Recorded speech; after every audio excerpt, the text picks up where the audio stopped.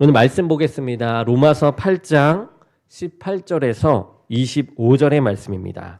로마서 8장 18절에서 25절입니다. 우리 한 절씩 교독하겠습니다. 생각하건대 현재의 고난은 장차 우리에게 나타날 영광과 비교할 수 없도다.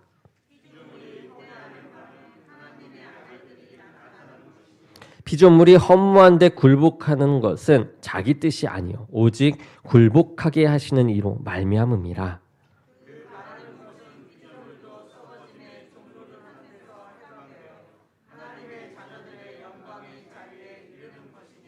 피조물이 다 이제까지 함께 탄식하며 함께 고통을 겪고 있는 것을 우리가 아느니라.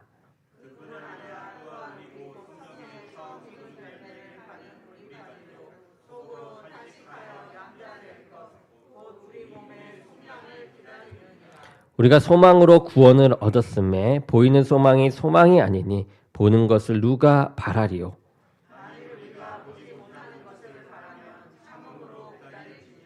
아멘. 네, 오늘 말씀은 고난 그리고 영광이라는 제목으로 말씀을 전하겠습니다. 어느 신발 회사가 있습니다. 이 회사에서 새로운 시장을 개척하기 위해 2명의 사원을 이 아프리카 지역에 있는 두 나라에 각각 파견을 하게 됩니다. 서로 다른 나라에 도착을 했습니다. 그러나 그 사정은 크게 다르지 않았는데요. 신발을 신고 다니는 사람들은 거의 볼 수가 없었기 때문이죠. 이때 한 나라의 첫 번째 사원은 이제 파견의 첫 번째 사원은 실망하여서 회사에 이렇게 보고를 합니다. 이곳은 신발을 전혀 신지 않습니다. 그러니 신발을 팔 만한 곳이 전혀 되지 않아요. 시장성 제로입니다. 라고 보고합니다. 그리고 또 다른 나라에 파견된 사원도 이제 회사에 보고를 하게 됩니다. 이곳은 사람들이 신발을 전혀 신지 않습니다. 그러니 이곳에 신발을 팔게 되면 신발을 살 사람들이 수두룩하게 많습니다. 시장성 완전 대박입니다. 이렇게 이야기하는 것이에요. 자, 이 예화를 보면서 사람들을 보게 됩니다. 이제 우리가 사람들을 보면 가까운 것만을 보면서 이제 근시안적인 사고를 가진 사람들이 있는 반면에 먼 미래의 일들까지도 바라보는 이 원시안적인 사고를 가진 사람들이 있습니다. 이 대부분 이 미숙한 사람들은 멀리 내다보지 못하고 이 가까운 것만을 바라보면서 판단하고 그리고 이제 행동을 하게 되죠. 그래서 이 현재의 어렵고 힘든 일들이 있게 되면 찾아오게 되면 우리에게 나타나게 되면 그것을 피해 쉽고 재미있는 일들을 찾아 나서게 됩니다. 그래서 그렇게 나서다가 시간이 지나서 나중에는 어떻게 됩니까? 후회하기 마련이죠. 그때 좀 재밌었어도 그때 좀 재미없었어도 열심히 공부를 해두었다면 좋았을 텐데 그때 그 기회를 놓치지 말았어야 하는 건데 좀 힘들더라도 그때 좀 참고 이것을 했어야 했었는데 라고 이제 후회를 하는 것이죠. 하지만 이 장래를 바라보는 사람들은 어떻습니까? 그 사람들은 미래를 바라보며 현재의 어려움을 참습니다. 그리고 견딥니다. 현재의 고난을 이겨야만 보다 가치 있는 그 미래의 일들을 경험할 수 있다라는 것을 보고 있기 때문이죠. 그런데 신앙도 이와 마찬가지입니다. 성경에서는 예수님을 믿는 것이 만사형통이다라고 가르치지 않습니다. 오히려 고난이다라고 말을 해요. 그래서 18절을 보게 되면 현재 고난을 당하는 사람들을 이야기하고 있는데요. 그 사람들은 다름 아닌 예수님을 믿는 사람들이었습니다. 여기에서 말하는 고난은 내가 세상적으로 잘되고 성공하기 위해 당하는 그런 고난보다는 예수님을 믿지 않는 세상 사람들에게 있는 그런 고난이에요. 여기에서의 이제 고난은 내가 예수 그리스도를 믿음으로 인해서 다가오는 어려움들을 이제 말한다라는 거죠. 그래서 예수님을 믿지 않으면 당하지 않은 그런 고난, 그러한 고난을 여기에서는 말하는 것입니다. 그런데 이러한 고난은 이 당할 만한 가치가 있다라고 성경은 이야기해요. 왜냐하면 그 고난을 통해서 얻게 되는 이 장차의 그 영광은요, 그 고난과 좋게 비교할 수 없기 때문입니다. 이 현실에 고난이 없는 사람들은 없죠. 그리고 예수를 믿기 위해, 그리고 교회에 다니기 위해서 희생하고 또 손해보고 고난을 감수하는 그런 일들이 우리에게 있습니다. 하지만 그것은 앞으로 있을 영광에 비하면 아무것도 아니라라고 이야기합니다. 이 앞으로 있을 비교할 수 없는 그 영광을 위해서 이 현재의 고난을 감당하는 것, 그것이 이 성도인 것입니다. 그래서 그 영광을 소망 가운데 기다리는 것이 우리의 성도의 삶인 것이죠. 그렇다면 오늘 말씀을 통해서 우리에게 있을 그 장차의 영광, 그 영광을 기다리는 자세는 무엇일까? 우리 말씀을 통해서 함께 보고자 합니다. 첫 번째는 먼저 사람들만이 아니라 이 피조물들도 현재의 고난을 참으며 앞으로의 영광을 기다리고 있다라고 합니다. 그러니까 이 사람도 피조물인데 우리가 아닌 다른 피조물을 얘기하는 거죠. 이러한 피조물들도 고난이 있다라고 사도 바울이 이야기합니다. 그리고 그 피조물들도 장차의 영광을 고대하고 기다리고 있다라고 이야기해요. 우리 19절을 보니까 이 피조물들이 고대하는 것은 바로 하나님의 아들들이 나타나는 것이에요. 곧 하나님의 자녀들인 것이죠. 저와 여러분들과 같이 하나님의 자녀들이 이 땅 가운데 나타나기를 이제 고대하고 있다라는 것입니다. 자, 그 이유는 왜일까요? 더 이상 썩어짐의 종노릇을 하는 데서 해방되어 이제는 제대로 쓰임 받기를 원하기 때문입니다. 이 하나님께서 창조하신 이 피조물들이 원래 하나님께서 만드신 목적에 의해서 쓰임 받아야 하는데 그것이 아니라 죄로 인해서 죽어 썩어질 이 세상의 사람들로 인해 종노릇하면서 사용되어지고 있다라는 것이죠. 이것을 탄식하며 고통당하고 있다라고 22절에 말하고 있습니다. 이 땅의 이 모든 피조물 그리고 창조물들은 하나님이 만드신 그 가치를 따라서 존재하는 것이죠. 그러니까 한마디로 하나님은 이 피조물들을 가치 있게 하나님의 그 지혜로 가치 있게 다 만드셨다라는 거예요. 그 쓰임에 맞게. 그런데 죄로 인해서 타락한 사람들 때문에 그 가치랑은 별개로 다르게 합당하지 않게 사용되어졌다라는 겁니다. 이 고린도전서 15장 41절에 보게 되면 이렇게 나옵니다. 우리 함께 읽어보겠습니다. 시작. 해의 영광도 다르며 달의 영광도 다르며 별의 영광도 다르며 별과 별의 영광이 다르도다. 이 하늘의 해와 달과 별에서 나오는 이 광채는 숭배의 목적이 아니죠. 그런데 타락한 사람들은 이 해와 달과 별을 숭배하기 시작합니다. 이 피조물인 해와 달과 별들이 사람들이 숭배의 대상이 된다고 해서 그것을 그 피조물들이 스스로 영광스럽게 생각할까요? 그렇지 않다라는 거예요. 탄식하는 것입니다. 오히려 고통스러워하고 있다라고 성경을 이야기합니다. 또 수많은 보석들이 있습니다. 사람들은 그 보석을 좋아하고 또 사랑합니다. 마치 우상을 섬기듯이 보석을 다루면서 소유하려고 해요. 그러면 그 피조물들, 그 돌들이 그것을 좋아할까요? 아니라는 겁니다. 탄식하며 고통스러워한다라는 것이죠.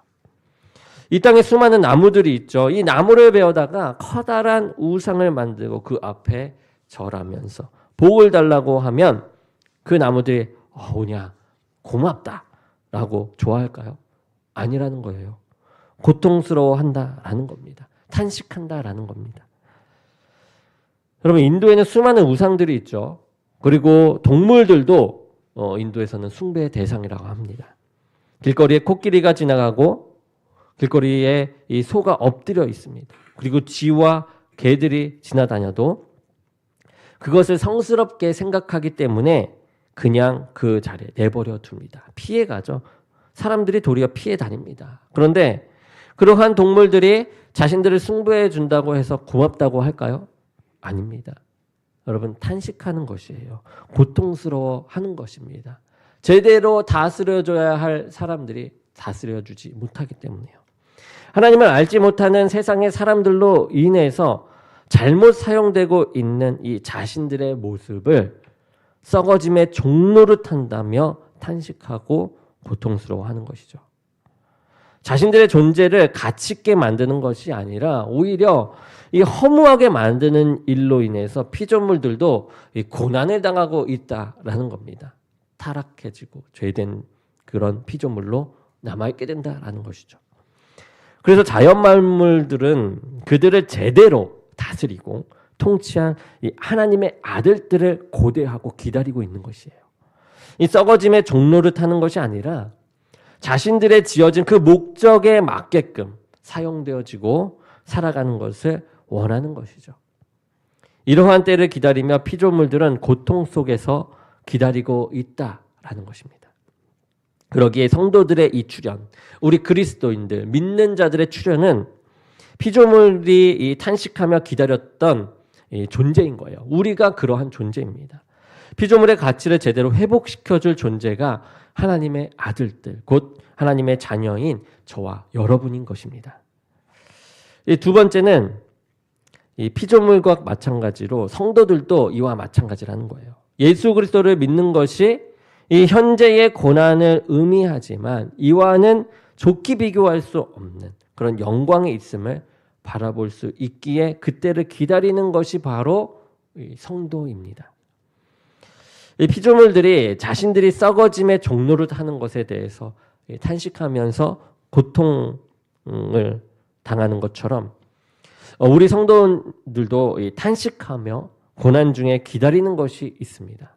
우리 23절을 보게 되면요. 성령의 처음 익은 열매를 받은 우리들이라고 나오게 되는데요. 이것은 곧 성도들은 성령의 처음 익은 열매를 받았다라는 것이에요. 그 안에 이 성령의 처음 익은 열매, 이 열매는요, 바로 예수 그리스도가 됩니다. 예수 그리스도를 우리의 구세주로 이제 영접함으로 인해서 그 첫 열매를 받아 우리들은, 그리스도를 믿는 우리들은, 성도들은 구원을 받았어요. 하지만 이제 제대로 쓰임받기 위해서는 이 구원과 동시에 기다리는 것이 있으니 무엇이냐? 고난이라는 거예요. 이 고난, 이 기다림을 얘기합니다. 하지만 그 고난을 참고 인내하는 것, 그것은 그 고난 뒤에 임할 영광이 있음을 우리가 믿기 때문인 것이죠. 그러기에 예수님을 위해서 당하는 그 고난을 오히려 기다리며 그리고 기뻐하며 즐거워하는 것입니다. 이 땅에서의 고난이 하늘나라에서는 상급이 되며 영광이 되는 것이죠. 이 사도 바울의 편지를 받은 로마의 이 기독교인들이 그러한 형편 가운데 있었어요. 이 예수님을 믿으니까 고난이 오고 핍박이 막 몰아쳐 오는 것입니다. 그래도 예배를 드려야겠다 하기에 기독교인들은 이 로마 근처에 있던 이 카타콤으로 모여들기 시작해요. 원래 이 카타콤이 지어진 목적은 시체를 매장하기 위하여 파놓은 굴이었던 거죠. 그래서 시체를 매장하기 위해서 만들어졌었어요. 이 당시 로마의 법에 의하면 도시 이 경계 내에는 시체를 매장하는 것이 금지되어 있었습니다. 그렇기 때문에 이 도시 밖에 이 카타콤, 시체를 매장하는 장소가 있었던 것이에요. 하지만 이 로마의 박해가 계속 되니까 어떻습니까? 이 죽은 사람들을 매장하는 그 땅굴 속에 이제 산 사람이 들어가서 예배를 드리고 그곳에서 믿음의 생활을 하게 된 것이에요. 그들이 당하는 그 고난은 장차 있을 그 영광을 준비하는 의식과도 같았던 것입니다. 오늘날도 마찬가지죠. 예수님을 믿기 때문에 치르는 고난도 분명 있습니다. 불편함도 있어요. 오늘날 어떻습니까? 이슬람이나 공산권에서 예수님을 믿는 사람들에게는 고난이 반드시 따릅니다. 제대로 직장을 구할 수도 없고 잘못하면 목숨을 부지하기도 힘들어요. 언제 폭행을 당하고 심하면 죽을지도 모르는 상황 속에 놓여 있습니다. 자신의 가족들조차도 자신을 핍박하고 쫓아내요.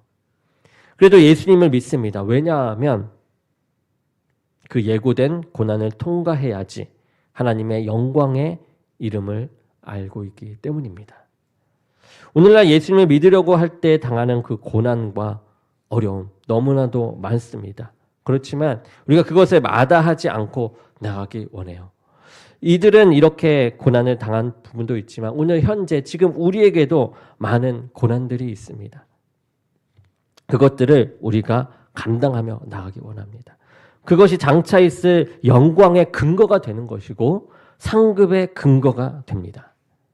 이 하나님을 믿는 것이 여러분 고통스럽습니까? 교회에 나와서 예배 드릴 때에 이 손해가 오는 일들이 많이 있습니까? 예수님을 믿지 않으면 당하지 않을 그 고난과 억울함들이 있으십니까? 그런 것들이 많이 있을 것이에요. 우리가 지금 이 시간에 좀 편하게 쉴 수 있는 주말이면은 일을 열심히 하다가 쉴 수 있는 이 시간에 우리가 예배 드리러 옵니다. 이것 또한 내가 하나님께 내 시간에 드리는 것이죠. 고통이 될 수 있어요. 내가 쉬고 싶은데 아픈 몸을 끌고 교회에 옵니다. 이것도 고통이 될 수도 있는 것이죠. 또한 어떻습니까? 여기에서 이 주말에도 일하면 돈을 더 벌 수 있는데 그런데 그것을 포기하고 예배 나옵니다. 이것도 어떻게 보면 우리에게 고통이 될 수 있는 것인데 우리는 그렇게 합니다. 그러면서 그러한 가운데 핍박하고 왜 그렇게 하냐라는 세상 사람 말 속에서도 우리가 그것을 지켜나가죠. 도리어 그것을 기뻐하는 것이고 우리가 그것에 영광이 있음을 알기 때문에 그렇게 행동을 하는 것입니다. 이 마태복음 5장 11절부터 12절을 보게 되면 이렇게 나옵니다. 우리 함께 읽어보도록 하겠습니다. 시작. 나를 인하여 너희를 욕하고 핍박하고 거짓으로 너희를 거스려 모든 말을 할 때엔 너희에게 복이 있나니 기뻐하고 즐거워하라. 하늘에서 너희의 상금이 큼이라. 너희 전에 있던 선지자들을 이같이 핍박하였느니라 하였어요. 네, 아멘입니다. 예수님 믿는다라는 게 어찌 보면 우리는 힘들게도 느껴져요. 세상의 눈으로 봤을 때는요. 하지만 여러분 하나님의 눈으로 볼 때 기뻐할 일입니다. 우리가 그것을 기뻐하며 나가기 원합니다. 힘듦에도 예수님을 믿고 따르는 자에게는 더 큰 상이 있으며 복이 있습니다. 그리고 현재의 고난에 좋게 비교할 수 없는 영광이 있을 줄로 믿습니다. 자, 세 번째입니다. 그런데 장차 올 영광에 관한 이 소망은 이 눈에 보이지 않는다라고 해요. 이것이 또 우리에게 참 힘듦을 주기도 하는 부분이죠. 자, 24절을 한번 읽어보면 이렇게 나오죠. 눈에 보이는 것이 소망이 아니라 보지 못하는 것이 소망이다 라고 나옵니다. 이 당시에 예수 그리스도를 믿는다는 것은 세상적인 눈으로 볼 때는 이 소망이 없는 삶을 사는 것이었어요. 예수님을 믿어서 그들에게 무엇이 유익이 있었겠습니까? 카타콤을 파고 들어가 죽은 시체와 함께 사는 사람들, 무슨 소망이 있어 보입니까? 굶주린 사자가 있는 그 원형 경기장에 던져진 그 사람들, 무슨 소망이 있을까요? 직업도 제대로 구할 수 없으니 그 인생에 무슨 소망이 있겠습니까? 하지만 진정한 소망은 눈의 근거에서가 아니라 이 믿음의 근거에서 있는 줄로 믿습니다. 왜냐하면 이 믿음의 눈으로 장차의 일들을 바라볼 수 있기 때문이에요. 세상의 눈은 장차에 있을 것을 보지 못합니다. 하지만 믿음의 눈, 이 예수님을 믿고 영적인 세계에 들어가게 되면 그것을 볼 수 있는 눈이 우리에게 생긴다라는 거죠. 그리고 진정한 소망은 눈에 보이는 이 세상에 둘 것이 아님을 우리가 깨닫게 됩니다. 구원의 소망이 있고 우리에게 천국의 소망이 있는 것이에요. 눈과 머리로는 증명할 수 없는 것이 믿음의 눈으로는 우리가 보이는 것입니다. 여러분 어떻습니까? 여기서 몸의 부활을 본 사람은 없을 것이에요. 그리고 천국을 본 사람도 없습니다. 예수 그리스도의 이 승천과 재림을, 그리고 예수 그리스도 자체를 본 사람도 없어요. 하지만 우리는 그것을 바라보며 살아가고 있습니다. 장차 그 일이 반드시 이루어질 것이라는 것을 우리가 믿음으로 나아가는 것이죠. 눈에 보이지 않는 이 하늘나라의 영광을 소망하면서 살아가는 사람들의 그 믿음의 자세가 있다라는 겁니다. 우리 25절을 보면 이렇게 나옵니다. 만일 우리가 보지 못하는 것을 바라면 참음으로 기다릴지니라. 눈에 보이지 않는 하나님의 영광을 기다리는 사람들은 이 땅에서 인내하며 기다리며 살아갑니다. 노아를 보면 더욱더 알 수 있죠. 노아는 그가 구원받기 위해서 이 120년간 방주를 지으면서 기다립니다. 이 120년의 기간은 참으로 고통스러웠겠지만 그에게 소망이 있었습니다. 그가 믿지 못했으면 인내하지 못했을 것이고요. 구원받지 못했을 것이에요. 설령 이 믿는다고 해도 그 믿음과 소망이 이 강하지 않았다면 이 120년이라는 세월을 어떻게 기다리고 포기하지 않고 계속해서 할 수 있었겠습니까? 분명 도중에 포기했을 것입니다. 하지만 노아는 보이지 않는 하나님께서 이 말씀하신 그 멸망과 구원의 사건을 믿고 소망했기 때문에 이렇게 인내하고 견디며 움직일 수 있었던 것이죠. 그래서 구원을 얻었고 하나님의 이 영광에 이르게 된 줄로 믿습니다. 여러분들이 예수 그리스도를 믿기 때문에 당하는 그 사서하는 고난과 어려움들은 어떤 것인가요? 손해보는 일들이 분명히 있을 것입니다. 예수님을 믿음을 통하여. 또 마음이 상한 일들 또한 있을 것이에요. 그리고 또 세상적으로 볼 때 상당히 억울한 일들도 분명 많이 있을 것입니다. 그럴 때에 이 말씀 그리고 하나님을 생각하시면서 오히려 억울해하지 말고 기뻐하시기 바랍니다. 그 일들을 통과하는 자들에게는 장차 비교할 수 없는 그 영광이 있을 줄로 믿습니다. 이 고난과 영광은 별개가 아니에요. 고난 뒤에 영광이 있다라는 겁니다. 로마서 8장 17절에는 이렇게 나옵니다. 우리 함께 읽어보겠습니다. 자녀이면 또한 후사 곧 하나님의 후사요 그리스도와 함께한 후사니 우리가 그와 함께 영광을 받기 위하여 고난도 함께 받아야 될 것이니라 라고 얘기합니다. 이 하나님의 후사는 하나님의 나라를 유업으로 물려받은 그 자들을 이야기해요. 이 최고의 영광이 아닐 수 없죠. 예수 그리스도께서는 이미 이 하나님의 후사로서 하나님 나라에 임하셨습니다. 그래서 영광된 보좌에 계십니다. 그런데 예수님께서도 이 땅에서는 고난을 받으셨기 때문에 그 영광에 이르게 된 줄로 믿습니다. 그렇게 우리가 참여하게 되면 그 영광 보좌에 계신 예수님과 같이 우리가 함께 영광을 누릴 줄 믿습니다.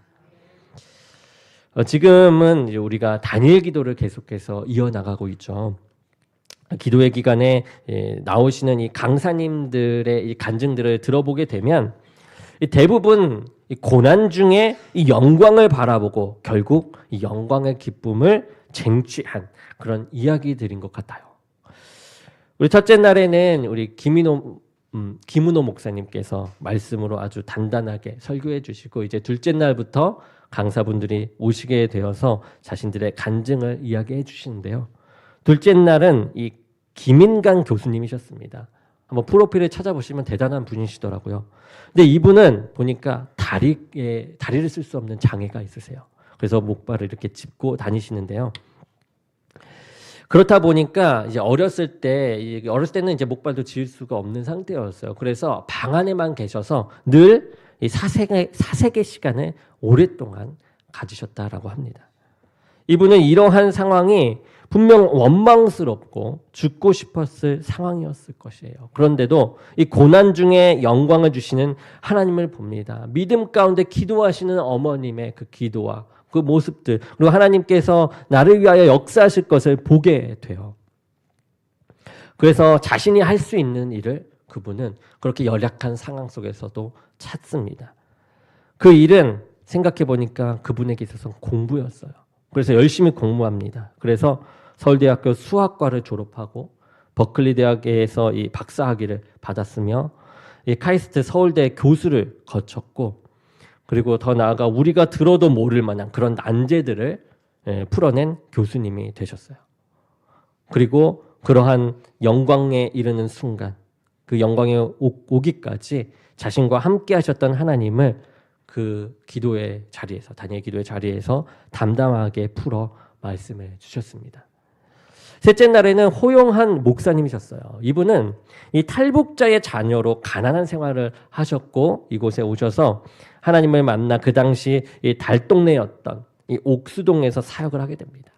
이 목사님은 혼자 살다 돌아가시는 이 노인분들을 보면서 그분들을 섬겨야겠다라는 그런 사명을 받게 되셨어요. 그래서 받게 되면서 이 고독사를 막기 위한 그 우유 배달을 하는 그런 일을 시작하시게 돼요.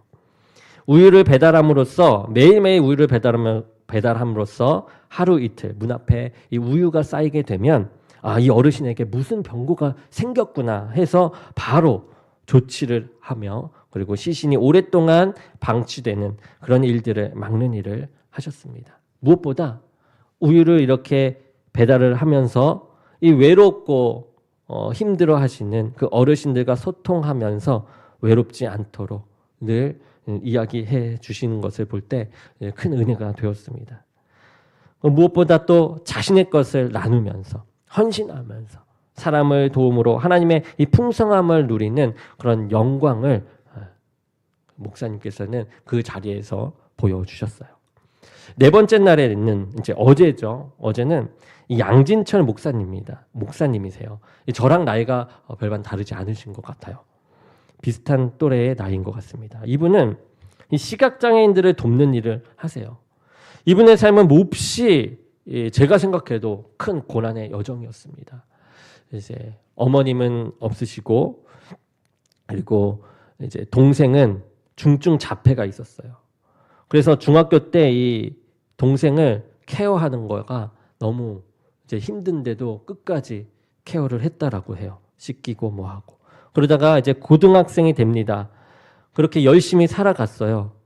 근데 그런 상황에서 한쪽 눈의 시력을 잃게 됩니다. 근데 다른 쪽의 눈은 또한 시력을 잃게 될 수 있다라는 그런 의사 선생님의 말에 큰 좌절을 겪게 됩니다. 근데 여기서 중요한 거는 이분이 아주 독실한 불교 신자였어요. 지금 이때까지도. 이제 이러한 말을 듣고 이분은 큰 좌절 가운데 그래도 열심히 공부하면 그 동생이 힘든 동생도 잘 케어할 수 있겠다라는 마음으로 열심히 일을 했던 것이죠. 열심히 공부를 했던 것이에요. 그런데 그러한 것들이 이 고등학교의 시력을 잃게 된다는 그 의사 선생님 말을 통해서 완전히 포기하고 좌절하게 됩니다. 이 목사님의 이야기를 통해서 들어보면 이렇게 얘기해요. 이 팽팽하게 당겨진 끈이 자기가 노력해도 해결할 수 없는 문제가 오니까 탁 하고 끊어지더랍니다. 이 목사님은 좌절하여서 하루하루를 이제 허비하며 살아가는데 이 고등학교 때 그 옆에 있던 친구 한 명이 자신을 이렇게 툭툭 치면서 이거를 한번 들어보라고 이어폰을 줬대요. 들어보니까 찬양이 하나 흘러나오더랍니다. 이 찬양은 이런 찬양이에요. 나 가진 재물 없으나 나 가진 지식 없으나 나 남에게 있는 건강 있지 않으나 나 남이 없는 것 있으니. 이 찬양 속에서 이 목사님 큰 위로를 받게 됩니다. 큰 위로를 받게 돼서 공평하신 하나님이 이 하나님이라는 단어를 못 쓰니까 이제 독실한 불교신자라서 신실하신 공평하신 이 부처님이라고 하면서 그렇게 위로를 받으면서 이렇게 나아갔다고 합니다. 그렇게 하나님을 자신도 모르게 접했는데 그때 당시에는 이제 하나님이란 보다는 이 찬양 속에 큰 위로를 받았던 거죠. 그러다가 이제 대학을 가게 되면서 자신이 이 자리를 비웠을 때 한 방에다가 동생을 잠시 이렇게 앉혀놨었는데 그 동아리 방이 이 CCC 그러니까 우리 기독교 동아리였던 것이죠. 그 기독교 동아리 안에서 자신이 없을 때 동생을 케어해주고 동생을 기도해주는 모습을 보면서 이분이 큰 감동을 받고 하나님을 진짜로 제대로 이제 믿게 됩니다. 그리고 하나님을 전하면서 지금은 시각장애인들을 위해서 더욱더 자신도 이제 눈에 이런 병고 때문에 힘들었던 것을 생각하면서 시각장애인들을 위하여 사역하고 있어요. 지금은 잘 관리하여서 한쪽 눈은 이제 보이는 상태라고 합니다. 그래서 하나님의 은혜에 감사하면서 이렇게 사역을 하고 계세요. 그러면서 하나님이 이 자신이 하나님을 믿지 않는 그런 이제 우상을 섬겼던 그런 상황 속에서도 하나님 함께 하셨고, 그리고 지금까지도 계속 함께 하심을 이제 간증하시면서 큰 은혜를 우리들에게 주었었습니다. 우리가 이렇게 가난, 이 신체적 이 제약 등의 이 환경적 고난은 우리 누구에게나 찾아올 수가 있죠. 그러나 이런 환경과 달리 예수님을 믿음으로 나타나는 고난 또한 있다라는 겁니다. 외부적으로도 많은 것들이 있을 텐데 무엇보다 이 차별과 과도한 거룩함의 이 잣대도 있을 것이고요. 이유 없는 핍박 등 많은 부분들을 믿음을 지키기 힘들 만큼 우리를 계속해서 공격하는 그 고난이 외부로부터 찾아오기도 합니다. 그리고 이와는 다르게 또 나의 내면으로부터 나오는 그런 고난도 항상 많은 것 같아요. 이것들이 더 심한 것 같습니다. 요새 시대에는. 어제 간증하셨던 이 양진철 목사님이 이런 말씀을 하시더라고요. 부모는 자식에게 자식이 원하는 것을 못 해줘서 죄인 아닌 죄인이 되고, 자식은 부모에게 부모가 원하는 것을 못 해줘서 죄인 아닌 죄인이 되고, 학생들은 공부를 열심히 하는데 성적이 안 나와 좋은 대학에 못 가서 죄인 아닌 죄인이 되고, 직장인들은 일을 열심히 하는데 좋은 직장에 들어가지 못해 죄인 아닌 죄인이 된다고요. 그래서 가난이 죄가 되고, 좋은 대학 못 들어가면 죄가 되고, 좋은 직장에 못 들어가면 이 죄가 된다. 이와 마찬가지로 믿는 자에게도 죄가 아닌 죄로서 우리에게 막 공격하는 것들이 있죠. 믿는 내가 저 사람을 도와줘야 하는데 도와주는 마음이 막 있는데 형편이 너무 안 돼서 못 도와주니까 내가 죄인이 됩니다. 믿는 내가 믿음 생활을 하는데 그만큼의 성장이 나오는 것 같지 않아서 죄인이 돼요. 나 자신을 스스로 비판하고 핍박합니다. 이 또한 우리에게 찾아오는 고난이에요. 그러나 이 하나님은 이러한 고난 가운데에서도 우리와 함께 하십니다. 이 다니엘 기도에 나오셨던 이 강사님들처럼 고난의 환경 속에서도 우리와 함께 하시고요. 또 믿음의 여정 안에서 나타나는 그 고난 가운데서도 우리와 늘 함께 하십니다. 그리고 결국은 어떻습니까? 이 영광으로 이끌어내신다라는 것이에요. 기독교인은 그렇기에 근시안적인 사고의 사람이 아닌 것입니다. 눈에 보이지 않는 그런 먼 미래에 되어질 하나님의 약속을 바라보면서 믿음으로 준비하는 자들인 것이죠. 눈에 보이는 현재의 고난을 피해 썩어짐의 종노릇하는 삶이 아니라 이 현재의 고난을 통하여 하늘의 영광의 이름을 그 믿고 소망하며 그 고난을 영광스럽게 여기며 승리할 수 있는 저와 여러분이 되기를 주님의 이름으로 간절히 축원합니다. 우리 기도하겠습니다. 사랑의 하나님 감사합니다. 오늘 또 말씀으로 찾아오시고 고난 중에 그 영광을 보여주시는 주님 감사합니다. 우리가 이러한 믿음의 주인공 하나님의 자녀가 되길 원하오니 주님께서 항상 함께 하시고 그 가운데 우리를 지켜주시고 믿음의 경주를 끝까지 마쳐 끝에는 이 영광에 이르게 되는 우리 모두가 되게 하여 주옵소서. 예수 그리스도의 이름으로 기도드립니다. 아멘.